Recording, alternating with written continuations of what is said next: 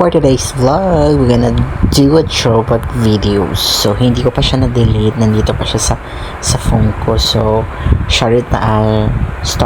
So, this hair, I miss the hair. Pero, need ko siya putulan kasi nga, naglalaga siya, guys. So I need to cut it. So, pumunta ako ng barbershop. I think, pinakat ko siya January 2025 na.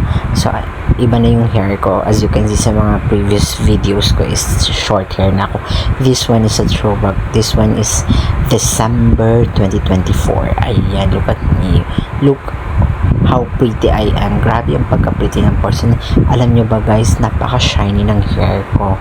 And also, napakakapal, guys. As in, napakakapal ng hair ko. And, ayun, ang good thing naman sa akin kasi is, madali lang kasi tutubo yung hair ko. And look how pretty I am. Grabe ang pagka-pretty ng babae. Dati babae, ngayon bakla na.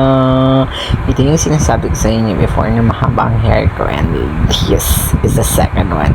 So ayan, need ko lang talaga magpagasa sa sasakyan kasi waiting ako sa, ay grabe yung pagkog mo ng person na to. Waiting lang ako sa kasama namin na kasama namin kasi aalis na kami and we're going to somewhere around the Sikihor. So, this is the end of the video. I hope you like it. Bye!